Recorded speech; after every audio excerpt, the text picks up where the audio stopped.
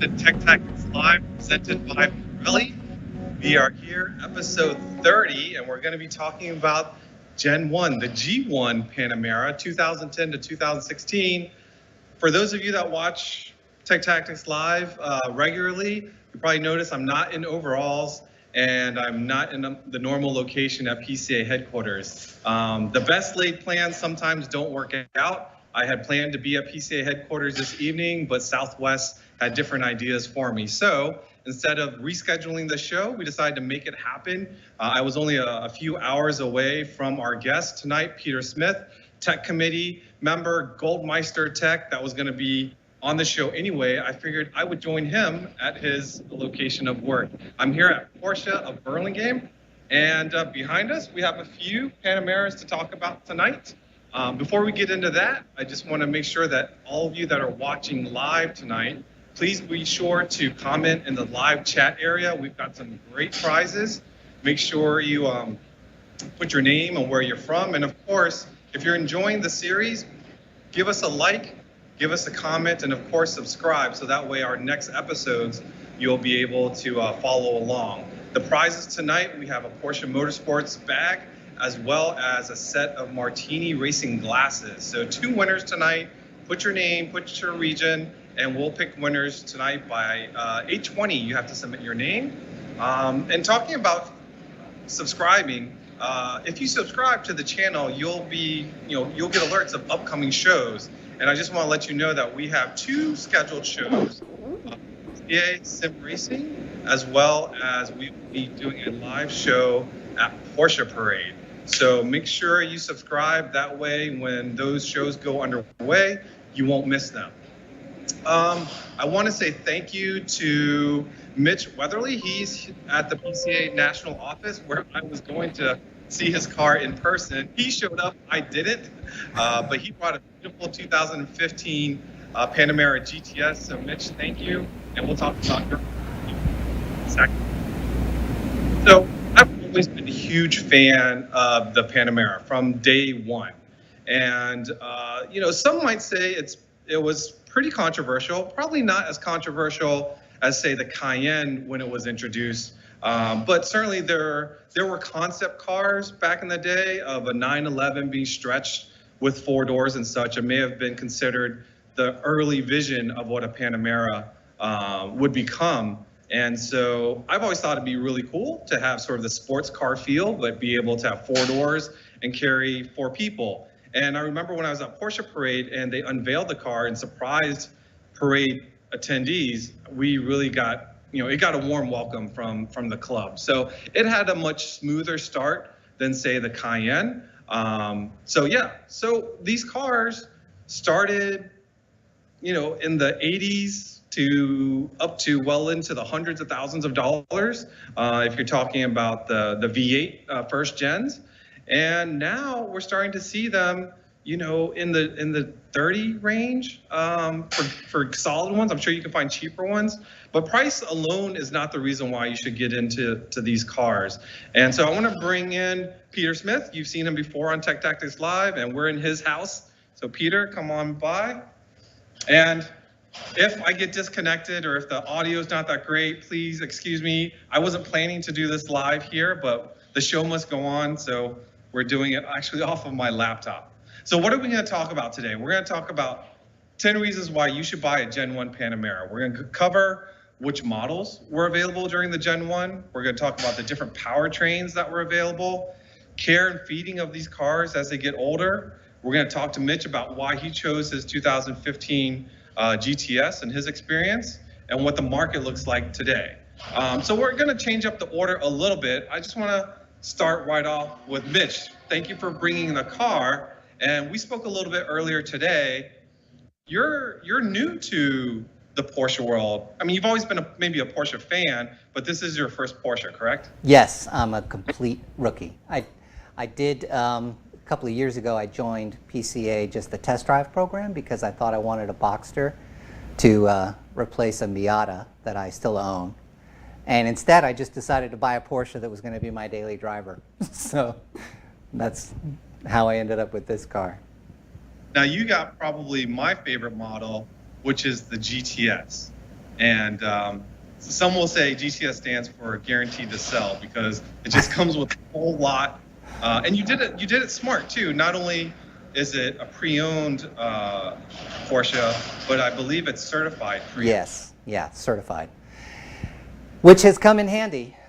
Even though I've only owned the car since March 29th, I've had one of the dreaded air spring failures already. And it was the right front sprung a leak. I think probably because when I looked at the service history, the car for about a year and a half had only been driven about 500 miles in a year and a half, the year and a half before I bought it. Which I understand is why the owner sold it back to the dealership, because they just weren't driving it anymore. Anyway, they replaced that strut, they replaced the other strut, they replaced the relay and the compressor, and it has been fantastic since then. I was very happy. It was a complete job, no half measures. So I'm glad it's certified. Way to sort of cover your basis if you're worried about, potential big ticket repairs on the car. And Peter will talk more details about it, but I'll say the prices of these cars have dropped significantly. I think they're kind of at the bottom, maybe not the very bottom, but a very low bottom. But you can't let that be the only determining factor for buying these cars, because maintenance and repairs keeps him employed. I like that. Works for me. So you need to keep that in mind.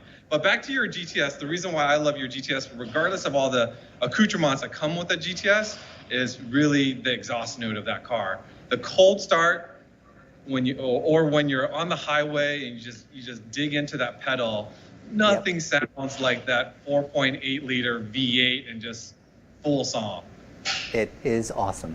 It is awesome. And it's definitely the thing. I told you before that I was actually looking to maybe buy a Lexus LC500, largely because of the normally aspirated V8, and I liked the way that it's sounded. I never actually made it to test drive one of those cars because I saw a YouTube video about this model and the cold start, and that convinced me to.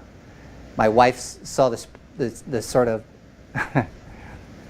the twinkle in my eye when I saw that video, and she said, "Go test drive that car." So I did, and I was it's like I was smitten by it. I just couldn't believe. I just couldn't believe it. It's like a physics-defying machine. There joins in along the purchase process or approves of it. I have the twinkle in my eye all the time when I look at cars. My wife doesn't tell me to go buy each and every one. Hopefully she's not watching tonight. Just real quick, I have a saying that I tell my wife: it's easier to ask for forgiveness than for permission. Oh, no. That doesn't work in my house. No, that's not. And to anyone that's watching. I hope my wife is not watching. Yeah. So let's just jump right into our top 10 reasons, and we're going to cover a few things that were on the agenda. We talked about the price, best bang for the buck. Prices on cars in general, not just Porsches, are just through the roof for the most part. But if you're looking at Panameras, at where they started as original retail price, 2010s, 11-year-old cars that had started somewhere around $80,000 and on up. You're seeing as the office is flipping through cars here, you're seeing 2015, 2012s in the $30,000 range, a 2013 Panamera 4 Platinum, which is a well-optioned Panamera 4 in the $29,000 range. Like, that is, Peter, that's a lot of car for the money. And the car didn't change. That's still an $80,000 to $100,000 car, but now that you can buy them, I probably wouldn't be happy if I bought it at retail and know that that's the value of my car now. Hopefully you're just enjoying it and you're not worrying about the retail. But as a buyer, I'm like kind of excited that I can buy a pretty well-equipped, expensive car for not much more than a Toyota Camry. Especially the turbos. The turbos, they always add all the other options. If you bought a plain one and to add the options to it, you're going to almost pay the price of a turbo because of all the little extra gimmicks that you get with a turbo. So let's talk about number 2 reason, exclusivity. Again, when the Panamera came out, they're not rare. I would never say that they're rare, But when you go to PCA events, when you actually just out and about, you definitely come across Boxster, Caymans, 911s, of course, Cayennes and Macans, way more than you do a Panamera. And to me, when a Panamera rolls up, it's still very special. It's a very unique looking car. There's nothing really out there that looks like it. So, you know, that's to me is pretty cool. Number 3, engine choices. There is a lot of engines to consider. And this is where we're gonna, dig into a little bit of Peter's expertise. So they started out in 2010 with the V8 models, the 4.8 liter V8, which sounds amazing, especially if you have the sport exhaust. And then they went to the turbos, which had the 4.8 liter turbo motors that they were producing. The standard V8 producing about 400 horsepower, the turbo V8 about 500. That kind of power, pushing about 4,000 pounds worth of weight. Those cars hustle. They are quick cars. And even the base model, 2011, they introduced the base model 3.6 liter V6. That was still a 300 horsepower car that car could outrun a 964. So just kind of but think about that. A V6 Panamera is quicker than the sporty 911 964. So engine choices. Tell me about what you deal with day to day and what you think of the V6, the V8s. We haven't even talked about the hybrids yet, and also the diesels, but we'll talk about those at the end. The V8s, actually the 4.8 liter V8s have been pretty much indestructible. I don't think I've put a motor in it. We did have some issues with the cam adjusters. In the front, they actually assembled the cam adjusters using aluminum bolts, and the aluminum bolts would shear off, and then you'd lose cam timing. Sometimes it would break a head. It could cause some severe damage. Porsche had a campaign on that to replace the cam adjusters, and we were supposed to inspect every vehicle. You could take off the oil cap on the passenger side, and you could look with a flashlight, and there was a little Torx in there for the bolt, and you can see if it was aluminum or if it was steel. You can take a magnet and check, or you can actually see there was a safety screw type for the aluminum ones. And if it had the aluminum ones in it, we were taking the valve covers off, changing out the screws, and if we couldn't find all the pieces or things were broken off, then we'd change the cam adjusters themselves. And that was a little bit of work, but it saved a lot of issues, a lot of problems, because if that thing broke apart, you'd be stuck on the side of the road. You wouldn't be going anywhere. You'd have to tow to your dealer. And hopefully we caught a lot of those before they incurred a lot of damage to people. But it was a campaign, but we haven't done one in a while, so most likely we've got all of them done by now. So we also mentioned that there is the diesel Panamera, but I've never seen one, and you haven't seen one. Nope, not in the U.S. I would imagine it's the same diesel that they put in the Cayenne, which after Dieselgate and such, kind of like glad they didn't bring them over here. But we still have the hybrids, which is basically an Audi engine with an Audi transmission using the hybrid system that Audi kind of put together, as that picture shows.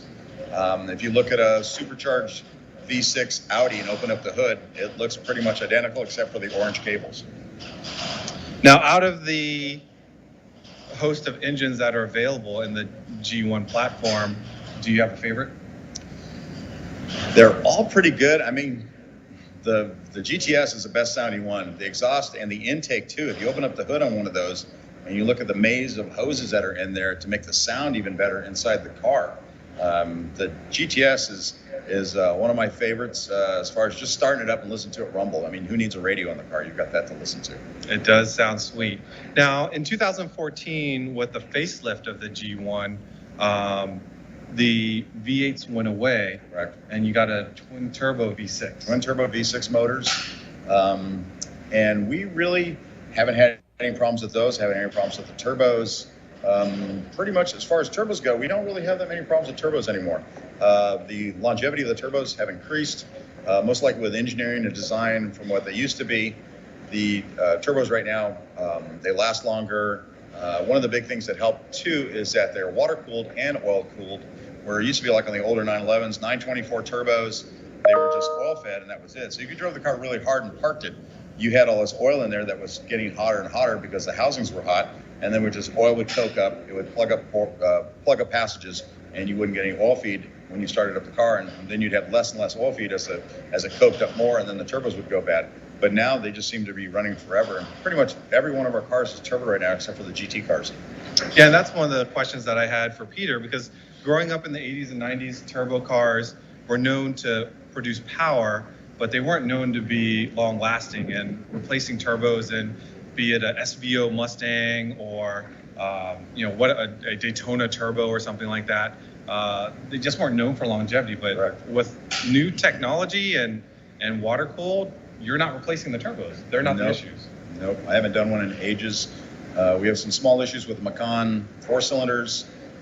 Basically, it's a wastegate problem and not a turbocharger problem. The wastegate's attached to the turbocharger, so we have to replace the turbo to fix the wastegate issue.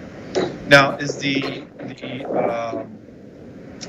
the hybrid car the only one that is an Audi source motor? The Audi, well, for G1 and the diesel, if you have a diesel, it's, I would imagine it's the Audi source motor, but the hybrid is the only one that's the Audi source motor right now, except for, well, G2. We're not going to talk about G2. Right. But G1 cars, that's it, pretty much, the hybrid. Okay. All right, so let's talk about the fourth reason to own G1 Panamera's technology. Everything at the time that was available for the 911s and for the Cayennes, be it PASM, PSM, Sport, Plus, Chrono, all that are typically in a Panamera. Correct. They have, it's a maze of stuff. There's control units everywhere in the car. You can see, I mean, we take off engine covers, we take off internal panels in the back. We actually have maps so we can find control units in the car. There's so many control units in different places. Does that make it extra complex in terms of repairing later down the road? It can, because one control unit can cause failures and other things, and we have to kind of differentiate on what the problem is. Is it this control unit, that control unit, this control unit, on what the problem is? And we have to, sometimes we roll the dice, but a lot of times we just use our brains to kind of figure out, okay, this is going to be the problem with this. And also too, with all these control units talking to each other, if back in the old days, everything had wires to everything. And right now, if we had cars that used regular wiring instead of a CAN bus network, we'd have an extra probably 200 pounds of wiring in the car, and the wiring looms would be so big. But now we just have networking lines that go back and forth, and they can talk back and forth to everybody, which makes it a lot easier for the control units to get answers quickly. So just as you're going around a corner, it gets loose, the PSM is going to kick in, it's going to lift off the throttle, it's going to add some brake to the right front, kind of slow the car down a little bit. And you couldn't do that back in the day. Back in the day, you just drove by the seat of your pants. So let's talk about the model range. Reason number 5, that there's so many choices of Panameras in the G1 edition. You've got your base model, I think that was a hybrid. You've got a GTS here, that looks to be a turbo with ceramics. You've got 2-wheel drive. In the S, you have 4-wheel drive. The 4S, all the turbos are 4-wheel drive. Yes. GTSs are 4-wheel drive. All 4-wheel drive? 4-wheel drive. Okay. If you had to buy one? I'd get a GTS. My only qualm about that is the air suspension. If there's a failure on that, that's going to cost you, just like Mitch was saying, it's just, 2 front bags, a relay, and a compressor. Of course, that was on Porsche's dime because it was a CPO car. But if you had to do it yourself, it's not going to be a cheap fix. And it's something that, it's not if it will happen. If you own the car for a long period of time, it will happen, and you need to be prepared for that. Correct. It will happen. It's just like the older Cayennes had problems with coolant pipes in the valley in the engine.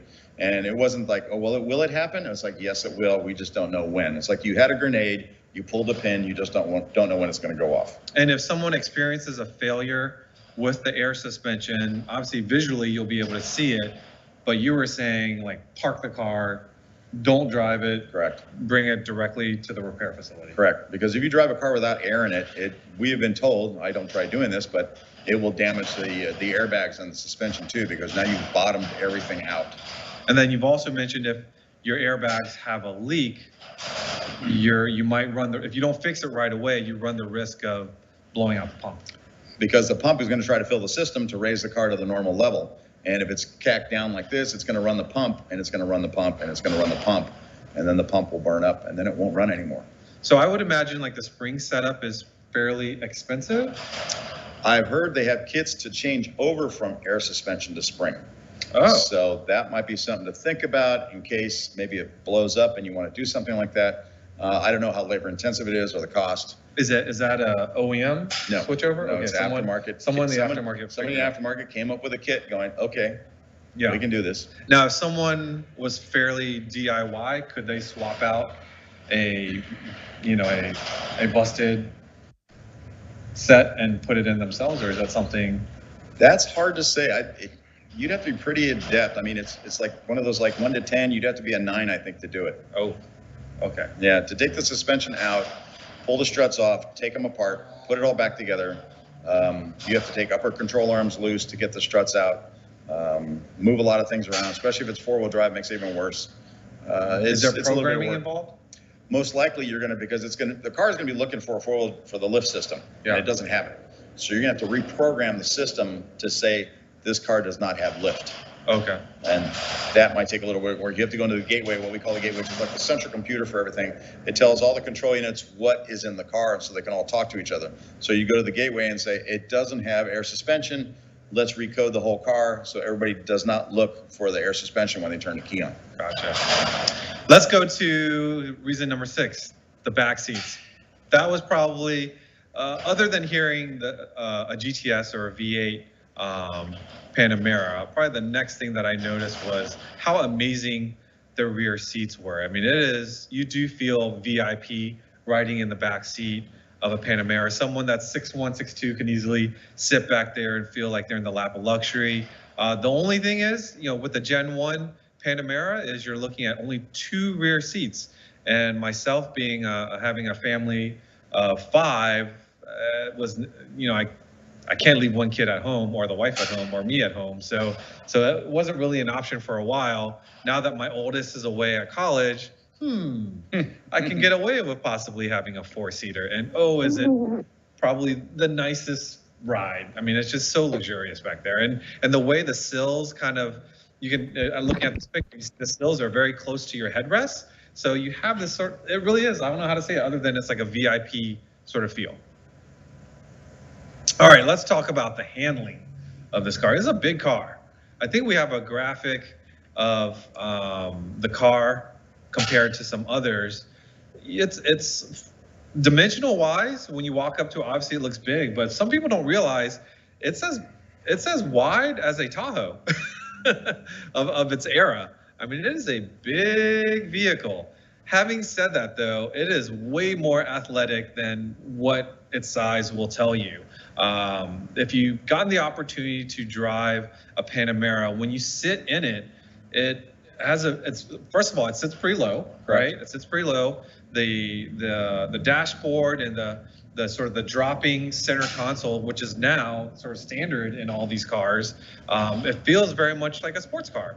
And the more you drive it, it seems like it shrinks around you.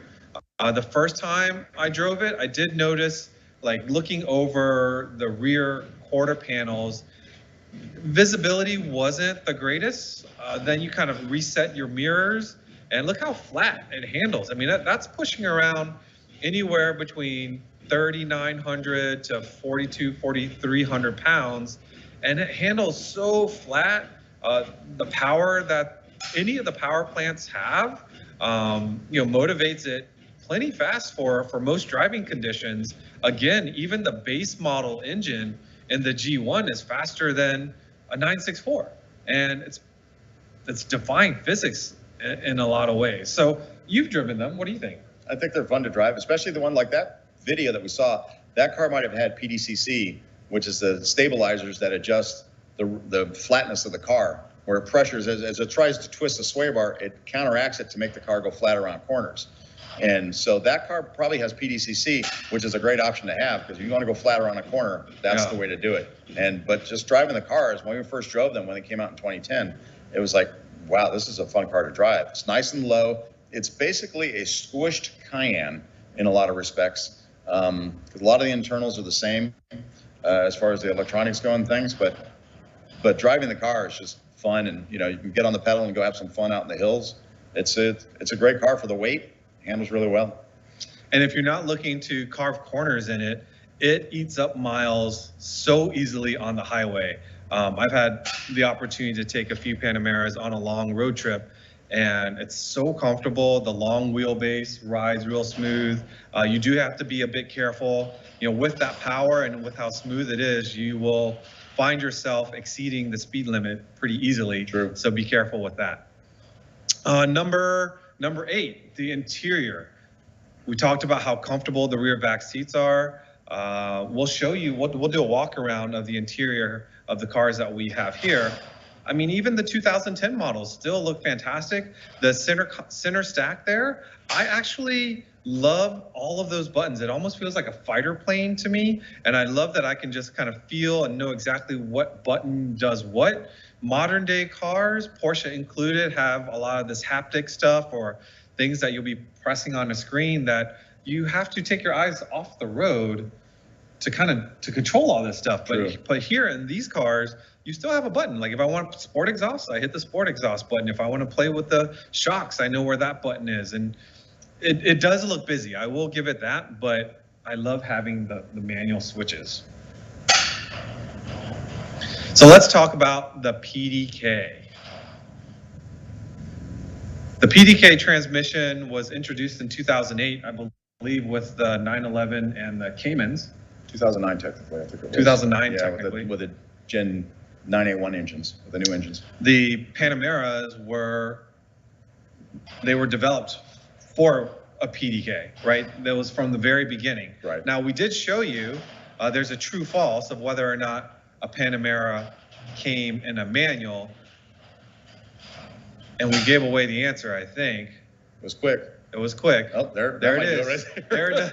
So manual Panameras do exist. I've never seen one in the wild. If you own one, I would love to talk to you about your manual Panamera. We believe it only exists in Europe and possibly in the Asian markets. I've never seen one stateside. This one's a right-hand drive car. So that's definitely not one in the stateside to be seen. But I think that would be kind of cool to have. That'd be fun. Whatever engine manual Panamera. I'd take that. That'd be pretty cool. But the rest of the interior of a Panamera is still very modern.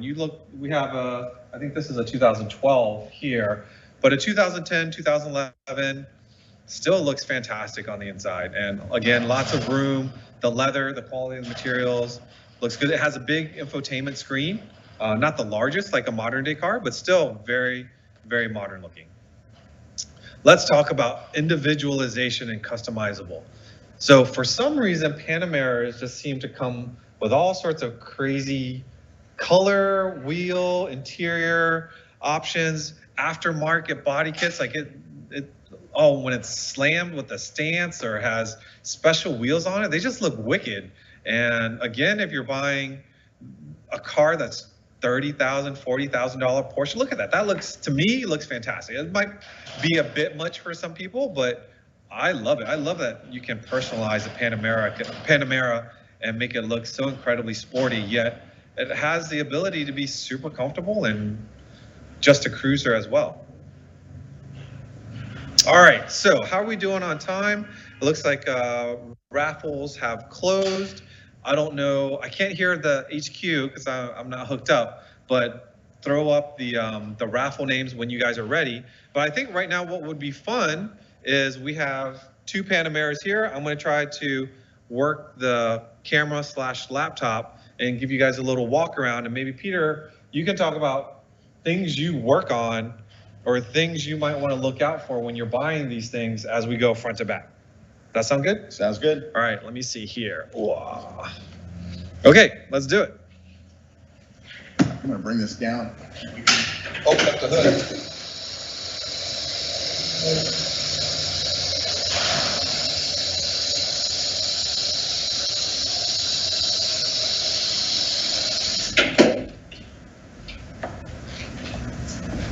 So he's going to pop the hood here. Take a look at this. There you go.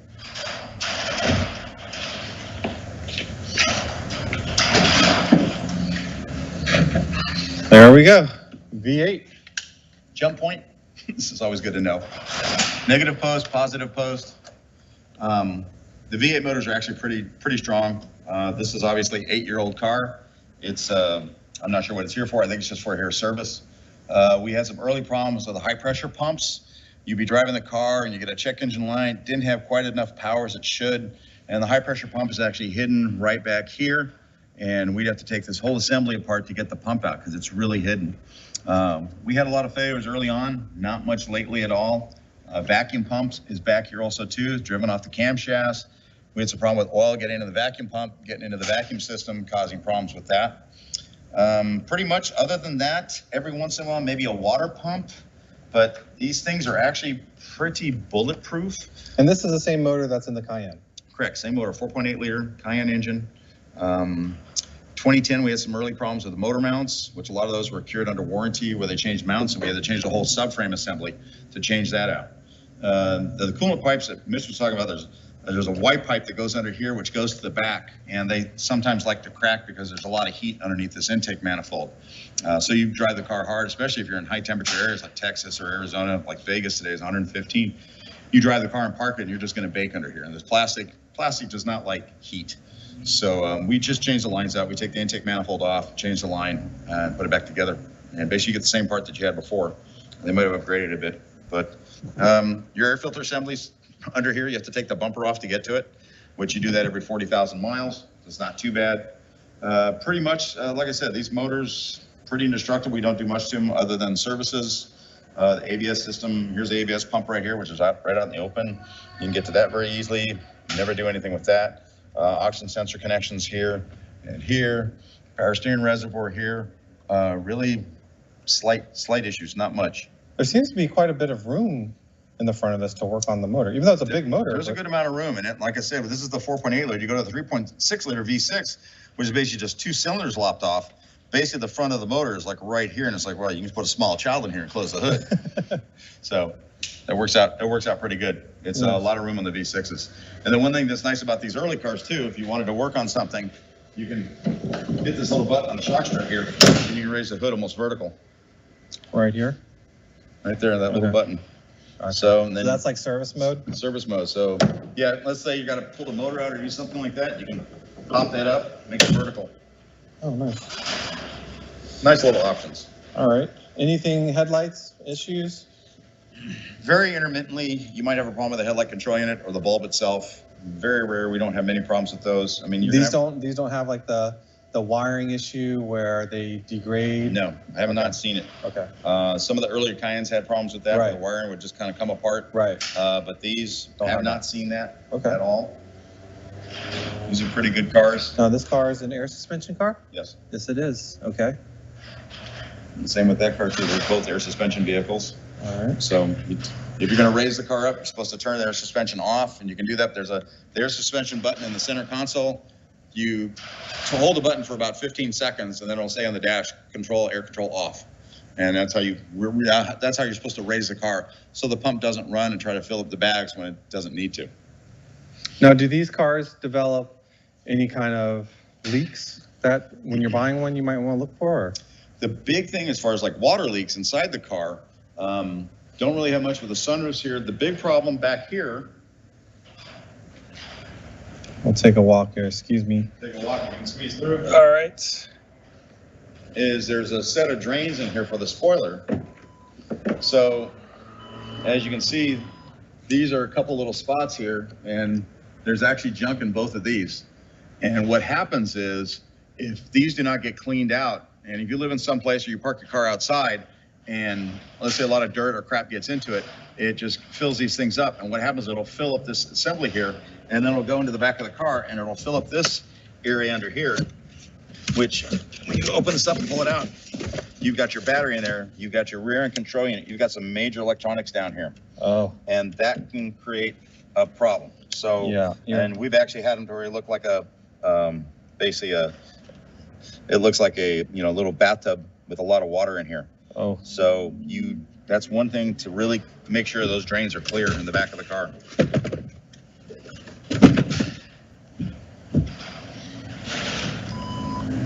Brakes, any issues with this particular normal generation? wear and tear. You're slowing down a heavy car, and so maybe at 25 or 30,000, you're gonna have to do brakes on it. It's all depending on how you drive the car. You drive like an old man, like I don't.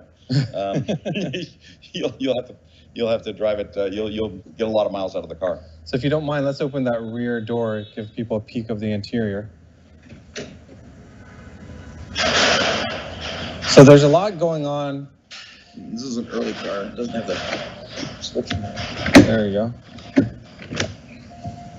So here's the room that we were talking about. You had lots of leg space sitting in there. I mean, it's so nice to sit back here. And then you got the screens. Oh, these Screens on the side too, which are motorized. Are those pretty reliable, or? Yeah, don't do much with those. They have a little side shade that comes out here. You can see when I go back up again. That comes out, that goes up. Oh. So in case you want to be really secretive in the back of the car, Fancy. nobody can look inside. Let's take a look at the winners. Okay. This one's fairly plain on the inside, or maybe just because of the color. I see the steering wheel wear. Something to look after. Yeah, he doesn't have much in it. It's, Okay. The buttons are filled up, which means he's got some good stuff in it. He's got a rear shade. 70,000 miles on the car, and it still looks pretty good. Yeah. So the paint lasts pretty well on these.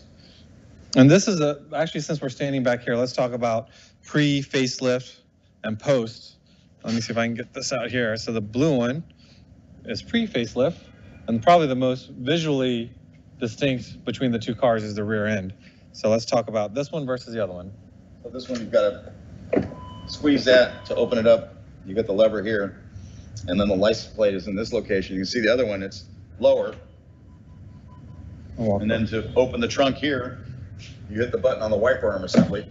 And if it doesn't have a wiper, it's got a little button just to push down. And this is a hybrid. You can see there's a lot of batteries back here and covers and such. A lot of orange cables. Yeah. And this has a really white interior, which I would not recommend for anybody as a light interior. Especially in the front. If you wear Levi's a lot, yeah, your white seats will turn blue. Ooh. We've seen that. Now, between the pre-facelift and the post, if we're comparing like cars, like base model to base model or 4S to 4S, the exterior, slight updates, a little bit increase in horsepower, but there's not that much of a difference. They're pretty much the same. Porsche does some things where it's like the car looks the same on the outside, but the inside's completely different. Then the inside's the same and the outside looks different. So you get a lot of these cars that, oh, that's pretty much the same thing, but they just made the back end look prettier. When this car first came out, a lot of people didn't like it. It was a whale end, basically. They didn't like the big round bulbous rear end. So there was a lot of issues with that, but I didn't mind it. I like the car. So since we have this hybrid here, let's talk about it, because I think this one is the one where we should educate folks on. We talked about how this car is a V6 from an Audi, right? And it's also a transmission that is not PDK. Correct. So regular old school transmission. And is that because of the hybrid? The hybrid design with it, along with the E-machine and the clutch assembly that it has. Even though this is an automatic, it still has a clutch. Because when you're running on E-machine, when you're on electric power, not the engine, you need to disengage the clutch from the drive. So the clutch engages, the electric motor drives the transmission and drives you down the road. So when you go back to where you're driving the engine, the clutch re-engages again, and now you're driving the engine and the E-machine and to the transmission. Now, I did get a chance to drive one of the earlier E-hybrids, and I'll be honest with you, the transition between E-power and gas power is not as seamless as today's cars. No, it's not. Like somebody to know how to drive a clutch, and you get the jerky kind of feeling. Yeah, you get the jerky feeling. Yeah. But that's normal, though. That's normal. They've gotten better. So it's a lot better now than they were. The G2 cars, the newer Panameras, drive really nice. So we're going to show you what happens when you have a slight fender bender in an E-hybrid that turns into, are you ready? Turns into this. So this was a not so bad fender bender, but Peter, why don't you walk folks through what happened? Well, the car was hit in this location. He ran into something or somebody ran into him. And the bad thing is the power electrics that control the DC conversion from These 3 cables go to the E machine, which drives the car. So either you're sending power to it, or power's coming from it when you're on deceleration, and that goes into the power electrics, which sends power back to the battery, which is back in the vehicle there. So it also converts power to DC voltage to charge the battery at the same time.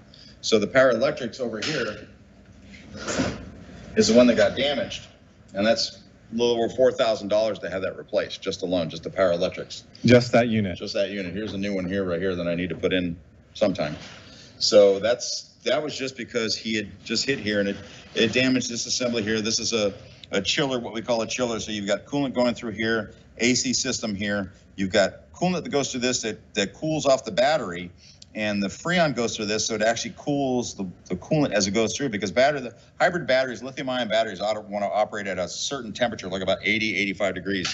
Not any hotter, not any colder, and that's their most efficient. So they have this chiller to keep the battery as efficient as possible. If you can ever look at a Taycan picture in the front, when the front trunk assembly is taken out, and you look at all the hoses and everything, that's all for keeping the battery and the electric motors cool. So this is a small portion of a chiller system, especially with all these hoses going to all this stuff and all these 3-2 valves to just try to keep the battery at the right optimal temperature. So the car will run, at best possible, as much longevity in the battery, because if you don't run at the right temperatures, the battery is going to wear out quicker, and you don't want to replace the battery on these. It's not a cheap date. Yes, quite involved. And are the brakes on the hybrid, obviously they're painted this bright lime green to show that it's an E-hybrid. Correct. But I believe it's just a similar, same caliper. Same caliper. Yeah. And you can actually get these not painted green. If you didn't want to stand out as much, you can debadge the car, and you can have black or red or different color calipers if you want on the vehicle. So talk about the Audi sourced engine. So this is the Audi engine, but even though it says Porsche in the front here, this is an Audi V6 supercharged engine. If you look at some of the Audis, when they say 3.0 T, it's a supercharged motor. I don't know why they came up with a T on the back of that 3.0, but it's a 3.0 V6, chain drive cylinder heads. The chain drive's in the back of the motor. We've had some issues with chains, oil leaks, water pumps. There's some things that break in this. Not one of my favorite engines to work on, mainly because we don't work on pretty much the other engines. This is the only one we really kind of take apart and do things to. So out of all the engines offered, this one's probably your least favorite. 1 to 10, it's a 1. I was trying to maybe -1. I was trying to be a little bit nicer. Well, for those of you that have one, yeah, sorry, but hopefully they're okay for you. Yeah, exactly. Yeah. They're not all bad, but this is the one we see the most. Yeah. All right, well, let me get back over here and see if we can't make some announcements here. Give me 1 second. All right, so Luke G, congratulations. You won the Motorsports bag and Mr. Len 99, the martini glasses. Make sure you reach out to, I think Damon's collecting the information here. Reach out to them, or reach out to Damon. And so we will get all these items out to you. How are we doing on time? 8:43. Let me look at my phone. I haven't been looking at my phone because I've been carrying the camera here. Let me see if we've had any questions. High mileage. What would you consider as high mileage on a G1 Panamera? And would it concern you? I'm trying to think that we've seen older Gen 1 Cayennes with 250, 300,000 miles on it.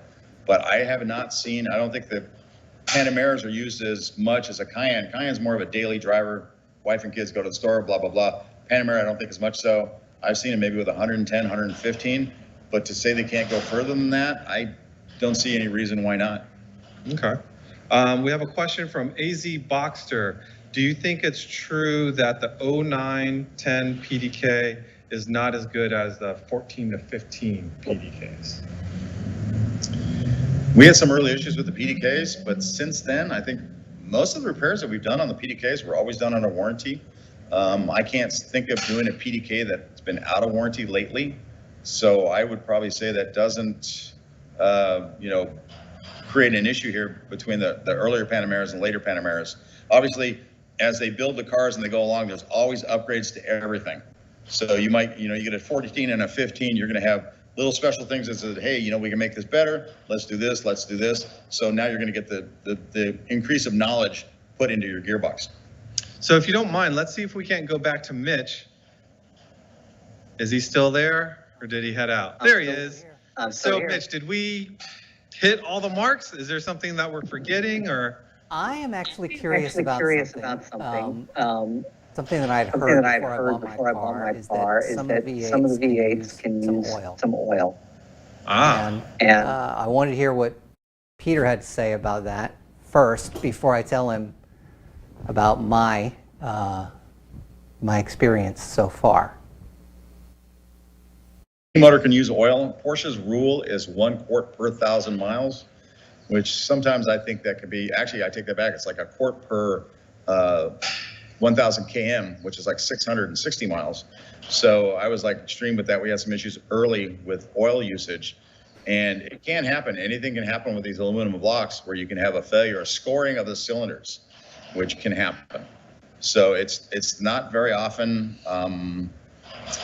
I have not changed the motor in a Panamera for a scored cylinder. I've done it with a Cayenne, but not with a Panamera. So to say that it's a common issue, I would not say so. But if you hear about things, especially when it costs you money, extra money, and you're like, oh, what about this? But the odds of it happening, I think, are pretty slim. So the reason I ask is because I had to add a quart after the first 1,500 miles that I put on the car. And I was wondering if that was like and I understand that it's some of the engines just use some oil, so it's not a quart after 600 miles, but I definitely had to add a quart after 1,500, and now I carry a quart with me. Now the thing is too, when you bought the car, it might have not been fully full either. No, too. it was full. It was full. Way to the top. Okay. Yeah, the green bar was at the top. It gave me a warning.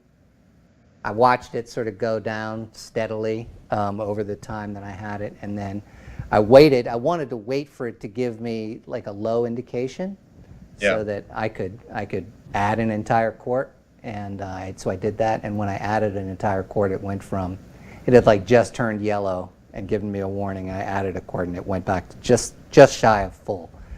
So I'm thinking that maybe full is it's wanting to take a liter, just a little bit more than a quart, maybe. Yeah, but also too, you drive the car. If you had your new toy and you went out blasting around a little bit, the harder you drive the car, the more oil you're going to use. Yeah, well, I didn't drive it after I got the warning. I drove it maybe 3 miles to a place, and I drove it gently to get some oil in it. But also, I mean, doesn't it hold 9 quarts? Yes. So quart down will not kill you. Right. That's what I was going to ask. Yeah. No, you're okay. You could have probably waited a week or so and then gone and put an oil in it. Well, I'm not ever going to do that, but yeah. Now you got oil in the car, so you're good. Now you That's right. That's right. I've got one in the car, and I check the oil more regularly in this car than any other car I've ever owned. So, Peter, do the techs kind of trade sort of experience? Like, does the northern climate techs see more bore scoring versus you here being in sunny California? Or I don't know if we really talked about bore scoring. We talk about certain things, high temperature areas where, well, you guys have a lot of problems with that hose or that water pump or that relay or something like that. And like Texas and Arizona, they're going to get a lot more heat related issues. But as far as bore scoring, I have not seen that related, as far as anybody of us talking about it between North and South, Canada, Upper East region, something like that, or California. We really don't see that much. It's pretty rare. So people forget, like, every model Porsche typically has what I would call an Achilles heel. Like if it's lack of chain tensioners or no gasket around heads. Of course, you can't not say the word IMS, right? I know nothing. So does a Panamera have an Achilles heel? I think the worst thing on the car right now is just there's one thing that I didn't even touch on right now is actually the earlier cars had problems with the coolant pipes in the middle of the motor that go to the radiator, where they actually glued them in place, and the glue in time would crack and break, and they would blow out. And when they blew out, you were not driving your car any further. That is probably the biggest Achilles heel on the car. In this car here, Let's take a look. Let me. All right, hold on. These have been updated. These are actually, these pipes right here on both sides, they're on the earlier cars, they were glued into place. And then we've changed the thermostat housing assembly to where now they're bolted into place. So they're not glued in, but I hate to grab this. And, I think this has been updated, but over time when it's like, oh, the customer didn't complain about it, we grab it, next thing you know, it falls out. Ooh. And it's like, uh-oh, who's paying for that? Because we grabbed it, So that I think is one of the biggest things in the older cars to see. If you're going to buy one, get a flashlight, look down there and look for a Torx head screw holding a flange into that area right there. How about the transmissions? Any Transmissions, PDK? rare problems. For as many as we've sold, we've done maybe one a year for as many as we sold. So they're pretty rare. The only bad thing is you could have a 10-cent part break. You can't fix it. We have no tools, no training.